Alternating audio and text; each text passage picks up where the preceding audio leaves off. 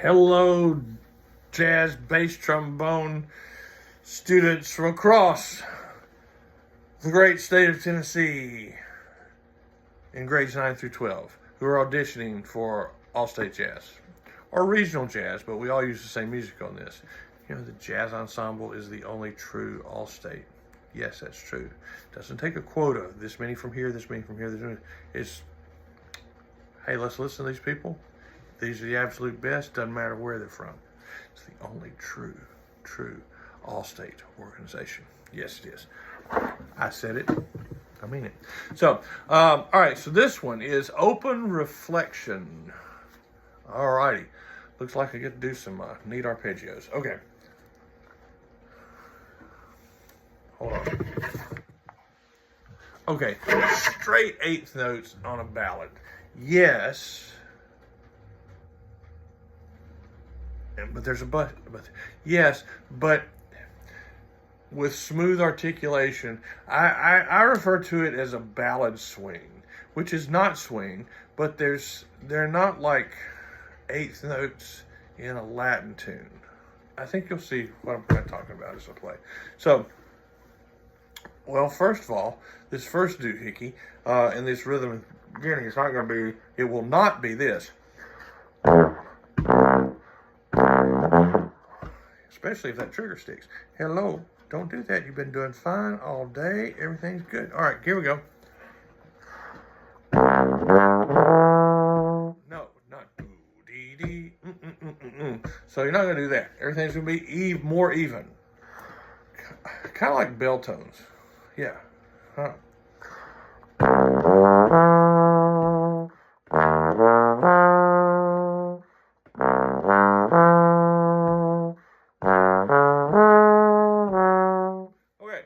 So it's kind of like you're playing the melody and the bass line all at the same time in the way it's written. So I like that. So one thing, hold out the half notes. I was kind of inconsistent doing that. Second thing is try to make all these slurs and not articulated. You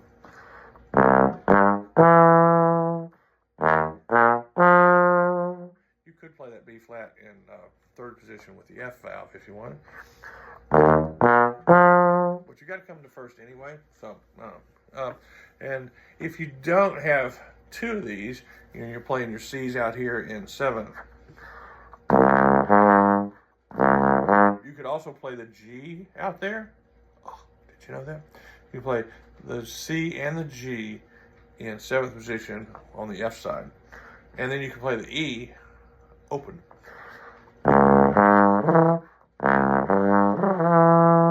That would require some work, but or you can do that and you got natural slurs. You have so many options. Experiment with all of them. Don't just do the one that you think, oh, this is the only way I know. Experiment with some ways. You might find a different way and you go, this is my way to do it, and it's the smoothest and it sounds the best for me. There you go. Beginning again.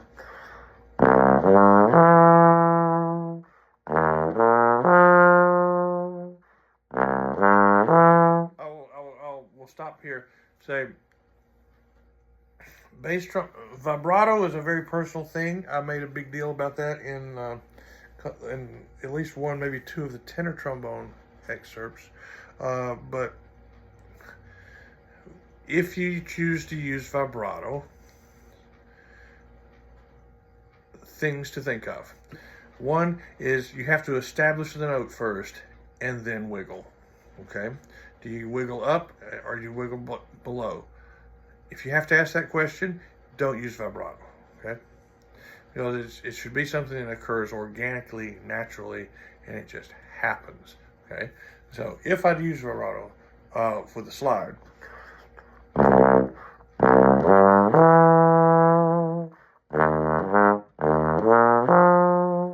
did that, then I definitely would not play the F in first position. I'd go out to sixth because otherwise you'll knock your teeth out. First position vibrato, that's kind of a no-no. All right, so as long as I'm talking about vibrato, that is the reason I actually stopped. I kind of use like a euphonium player would, sort of a diaphragm or a jaw vibrato on those, so it's not with the slide. I find lower register vibrato with a slide often just sounds silly. There, I said it. Okay, sorry if you offended, but.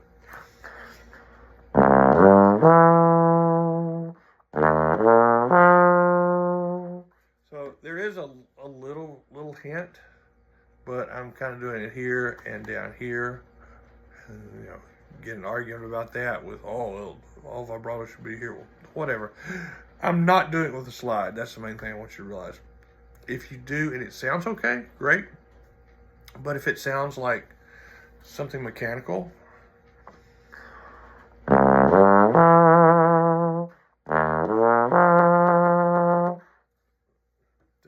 do that.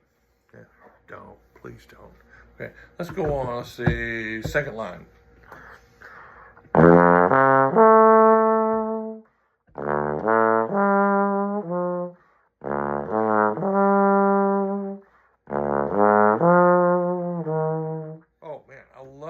The way he's got the chords going here. It's really cool. In the second line in the first measure, I played the D here in first. And in the second measure, that way I've got my D flat in second with both valves. And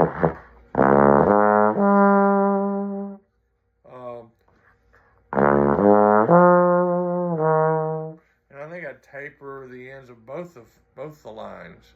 It's kind of, then you settle into the next measure on beat one.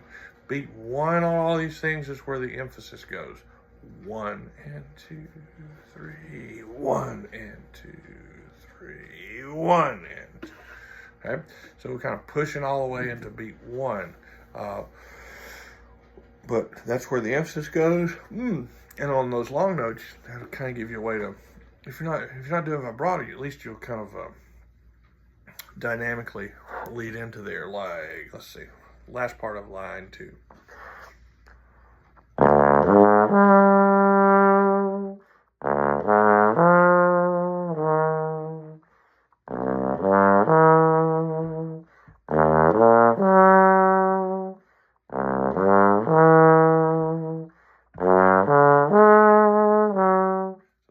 Written crescendo makes you do that. I would tune those up a little bit better than what Jeff just did. Yeah,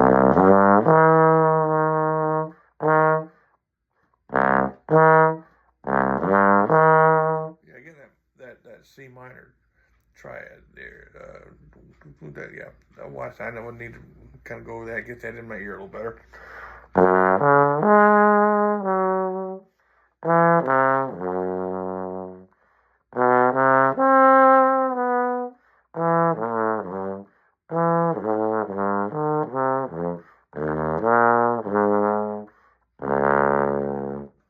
Okay, retardando there, and then last note.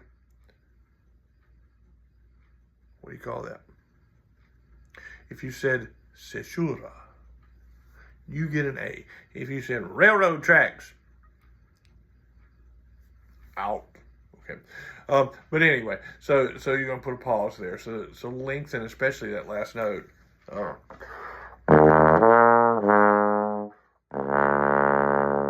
don't know whether you need to break a breath there. I need to break for breath there before that last note. Yeah, I'm going to hold a little bit longer. I do because I have allergies and I am 63 years old. If you're a young child, you probably don't need to do that. Okay, so a little length there. Try to get all these eighth notes under as a slur. I would practice them without tonguing at all. Like fourth line, third measure.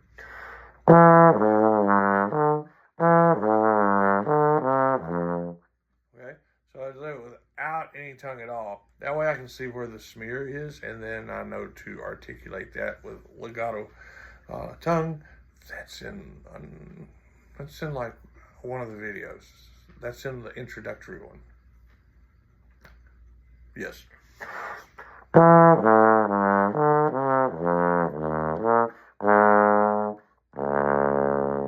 Then back to speed.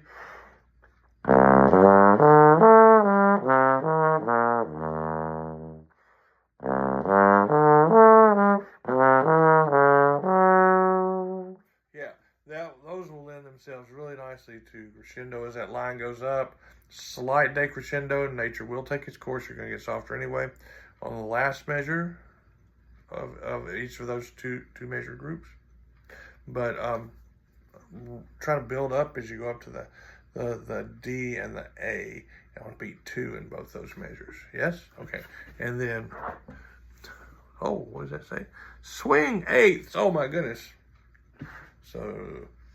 All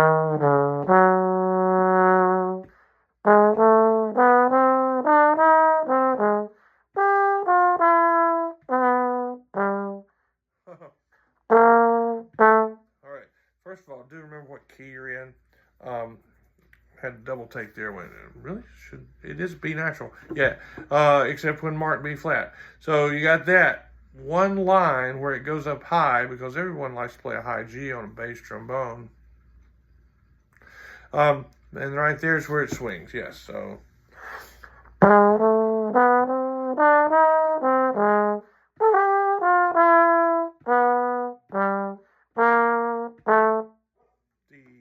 Dot. Make sure you don't rush that. D dot. Bop, boom, boom, bop, boom, boom, bop, boom, boom, bop, boom, boom, bop. Right on the beat. Okay. On the high G, do make sure it's in a sharp second, just like it is on tenor trombone, not a regular second, and that your high E is in a flat second.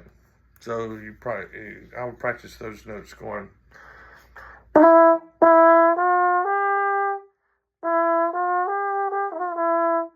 those are in tune, nice and wonderful.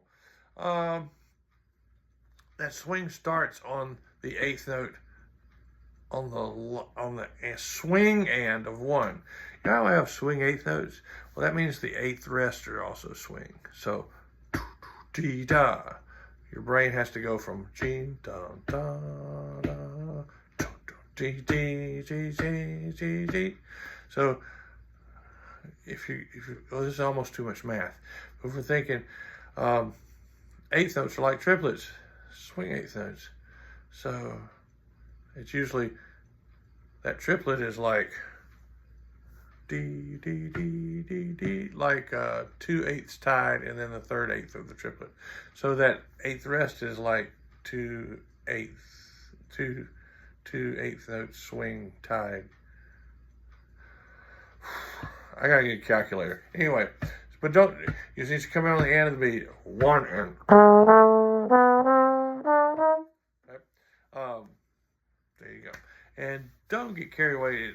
The accent is there to help you with the swing feel, not that you need to like tongue the poo-poo out of it. All right. All right. Now go back to straight eights like at the beginning. Oh,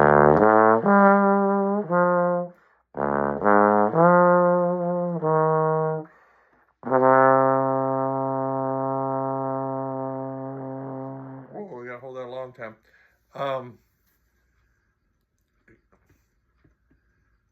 It's not a place where it's not a range that I particularly like using vibrato, even though it is for 12 counts. I think steady, if any jaw or diaphragm vibrato happens, then that's probably okay. And if you do use vibrato on that C, play your C in 6th position. Don't play it in 1st with the valve, with the F attachment, because you're going to knock your teeth out and it'll sound really silly. So, and that retard there, that's awesome.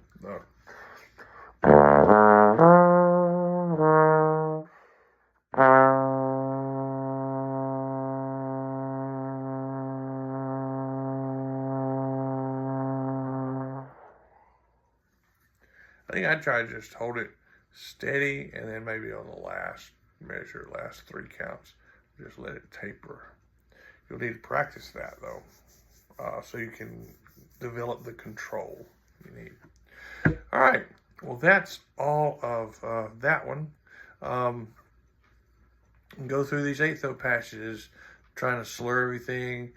Most of them you're going to find natural slurs, but you'll find out where the glisses are, and then you can work on getting those legato. A couple of intonation spots up in the upper register there on the swing line. You've got some options on where you're playing notes, whether if you've got 2 buttons versus 1.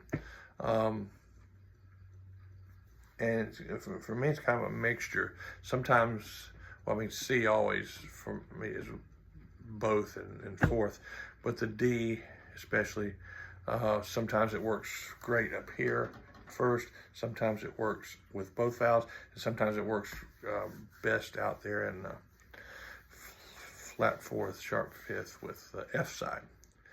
Just depends on the direction that the line is going. All right. That, I believe, is all for open reflection, bass trombone etude, and all right. Happy bass tromboning.